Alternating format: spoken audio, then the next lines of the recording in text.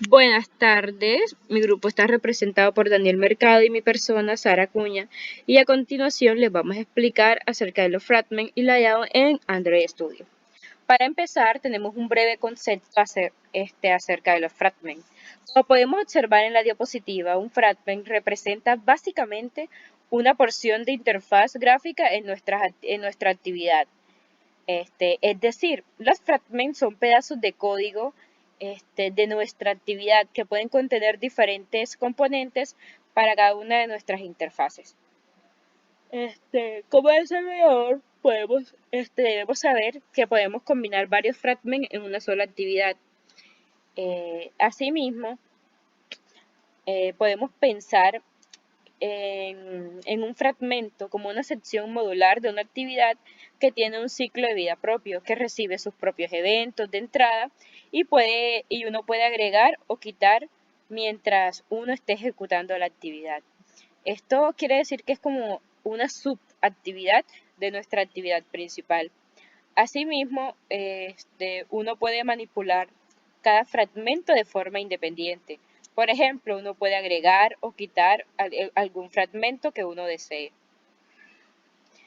Como propósito, los fragmentos tienen como propósito o tienen la finalidad de ampliar parte de la lógica utilizada para la navegación entre las pantallas o entre los activities, pudiendo definir varios fragmentos dentro de una misma actividad. Interactuando entre ellos sin tener la necesidad de crear otro activity. Aspectos que se deben tener en cuenta acerca de los fragments. Lo primero es que al pausar una actividad se pausarán todos los fragments definidos dentro de esta. Lo segundo es que si se destruye una actividad, todos los fragments que contengan esta actividad también serán destruidos. Y por último, tenemos que si la actividad se encuentra en ejecución, es posible manipular de manera independiente cada fragment sin destruir, sin afectar toda la actividad. También uno puede destruir un fragment mientras se esté ejecutando una actividad. Es importante resaltar que todos los fragments deben estar dentro de una actividad, para que así el ciclo de vida de un fragment esté ligado a esa actividad. Por eso son importantes estos aspectos. Aquí tenemos un ejemplo. Aquí tenemos una lista de contactos, donde al acceder a un contacto me va a salir la información, como es el nombre, apellidos, teléfono, entre otros aspectos. Aquí tenemos la actividad principal, contiene todo esto, contiene la lista de contactos y la información. Pero aquí se definió un fragment para tener la lista de contactos, que es contacto 1, contacto 2 y otro al momento de seleccionar contacto 1 o seleccionar algún contacto y nos aparece su información, sin tener la necesidad de crear un activity para cada uno. Las ventajas del uso de Fragment para nosotros como desarrolladores. Lo primero es que nos proporciona diseños más dinámicos y más flexibles para esas pantallas grandes como son las tablets o ya teléfonos muy grandes. Nos permite ese dinamismo, esa flexibilidad al momento de ir desarrollando una aplicación móvil. Otro aspecto que se debe tener en cuenta es que no son necesarios tener cambios muy profundos en la jerarquía de las vistas.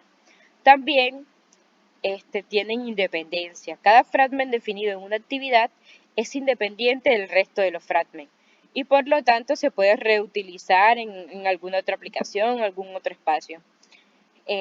También por último, facilita la tarea de desarrollo de aplicaciones para que éstas funcionen correctamente, ya sea en tablet o en otros dispositivos móviles. Aquí hay que tener en cuenta que un fragment siempre va a tener su propio layout y su propio ciclo de vida, porque como lo había dicho, son independientes y muy flexibles. Aquí tenemos un ejemplo aplicativo de la manera en que dos módulos definidos por fragment se pueden combinar en una actividad para un diseño, digamos, de una tablet y se representan por separado para un diseño de un teléfono.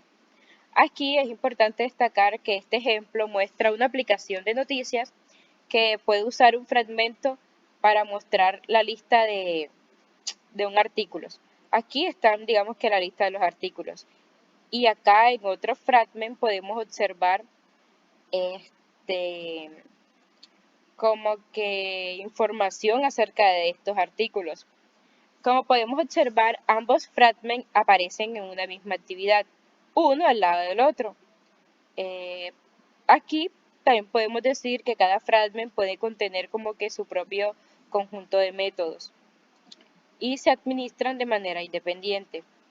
Entonces, en vez de usar una actividad para seleccionar un artículo, por ejemplo, seleccionar en vez de utilizar una actividad, lo que se hace es crear un propio fragment para así no tener que como que de ser menos óptimos al agregar una nueva actividad. Tal como lo podemos observar aquí en este espacio. Tenemos, digamos, aquí está el espacio de una tablet, tenemos la lista de, digamos, de artículos o de contactos, uno puede acceder y aquí mismo le va a aparecer la información. Acá en un dispositivo, digamos, en un teléfono, aquí tenemos la lista y aquí tenemos una lista.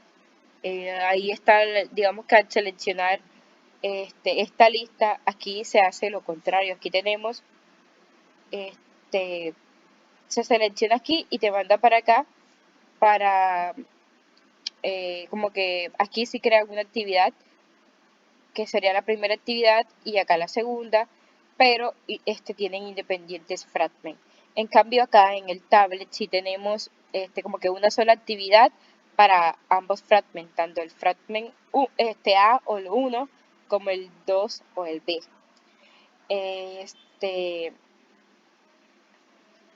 Como podemos concluir con este ejemplo, la actividad A, como se muestra ahí en la pantalla, la actividad A y la actividad A, que sería la lista, se ejecuta en un dispositivo, que en este caso sería esta tablet,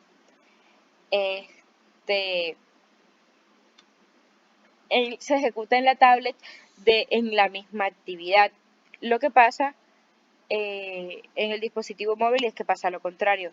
La tablet aquí se ejecuta en la misma actividad porque es un espacio como que más grande en comparación al teléfono, que es más pequeño y ahí sí crean como que diferentes actividades para poder desarrollar como que la tarea que se va a hacer.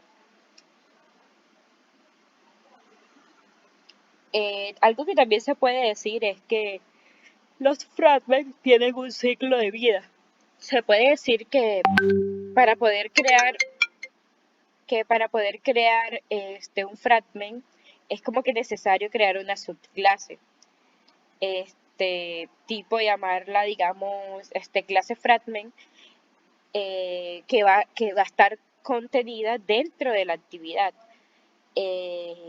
Y al crear una de estas se pueden tener como que diferentes funcionalidades, como onCreate, que es donde el sistema llama la función cuando se crea el fragment.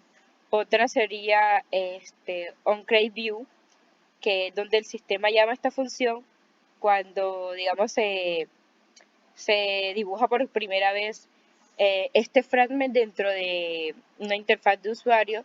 También podemos encontrar onPause, que el sistema llama esta función cuando el usuario deja de utilizar el fragment, o sea, no se destruye, sino que se pausa. También podemos encontrar muchas funciones en el ciclo de vida de un fragment, como el onStart, onStop y entre otros. Ahora, mi compañero les va a hablar acerca del layout. Bueno, como comentó la compañera Sara, yo les voy a hablar sobre los layouts. Tenemos dos tipos de definiciones. Una definición general que dice que el layout es la representación de un plano sobre el cual se va a dibujar la distribución de un espacio específico o determinado. También tenemos la definición de Android Studio, que nos dice que son un conjunto de contenedores en donde podemos colocar muchos elementos según el diseño de la aplicación. Por ejemplo, dentro de un layout se puede colocar botones, imágenes, formularios, textos, cualquier tipo de elementos. Todos estos deben tener obviamente un orden y armonía entre sí dentro del diseño que nosotros vamos a realizar. Por lo tanto, para esto se debe elegir un layout donde están alrededor todos estos elementos. Y luego de eso, pues ya ese layout nos ayuda, dependiendo de lo que nosotros queramos, cómo distribuir los elementos dentro de él. Ahora luego veremos, aquí vemos cómo será un layout y los elementos que están dentro del layout, ya sean botones, image view o otro elemento que nosotros consideremos. Luego tenemos los tipos de layout. Dentro de eso está el constraint layout, frame layout, linear layout, coordinator layout y relative layout. El constraint layout, que fue lanzado en Android Studio 2 junto con Layout Editor y permite trabajar sin grupos de vistas anidadas, similar a Relative Layout. Este layout ayuda mucho a diseñar interfaces de la aplicación sin tener que depender de muchos layouts como son los linear layout, los linear frame, los table o grid layout.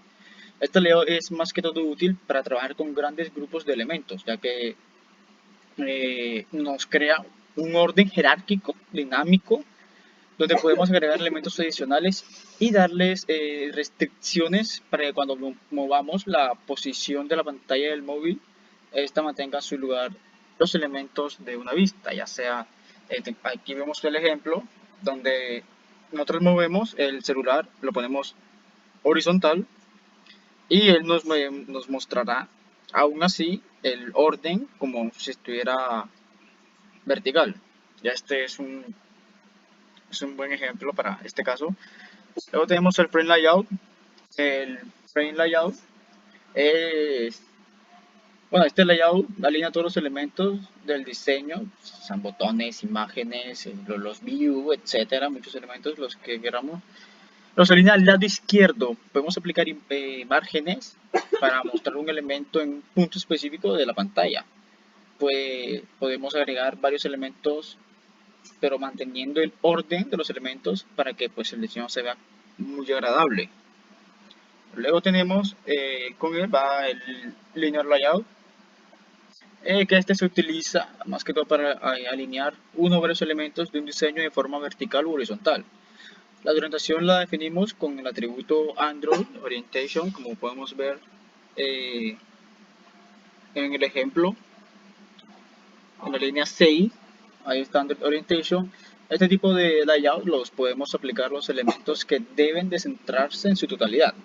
Por ejemplo, un formulario de contacto o una imagen con un botón. Estos elementos pues, normalmente van centrados pues, dependiendo independiente de la longitud de la pantalla. Una orientación general a todos los elementos de tu vista es lo que nos permite el linear layout. Luego tenemos el coordinator layout, que este layout se usa para contener a los elementos que tienen animaciones de interacción con otros elementos en nuestra aplicación. Ya, pues, por ejemplo, si tenemos una aplicación con una imagen que debe ser arrastrada a cierta zona de la pantalla, este produce una animación al hacer el arrastre de la imagen. Este layout es el indicado si nosotros queremos o deseamos realizar o desarrollar una aplicación, hacer una vista muy iterativa, bastante juguetona, ¿no? Y por último tenemos el Relative Layout. En el modo Layout Editor, como diseñador, podemos arrastrar los elementos para darle una ubicación específica. Esto es bastante ventajoso, ya que pues no tenemos que añadir mucho código para las personas que no saben demasiado código. Sí, como ya dijimos, pues permite a los elementos que están dentro de un Relative Layout una ubicación específica. Depende entre sí. Cuando mueves los elementos de un diseño se van creando nuevas líneas de atributos que pueden ver en el modo texto o código, que es aconsejable su uso cuando tengamos pocos elementos o cuando es una interfaz minimalista, ya que si no tenemos cuidado al manipular los elementos podemos causar un desorden en el diseño muy útil para la manipulación visual de los elementos. Aquí tenemos pues, también ejemplo para cada uno de estos casos. Listo, esta es toda la parte de los layouts. Muchas gracias.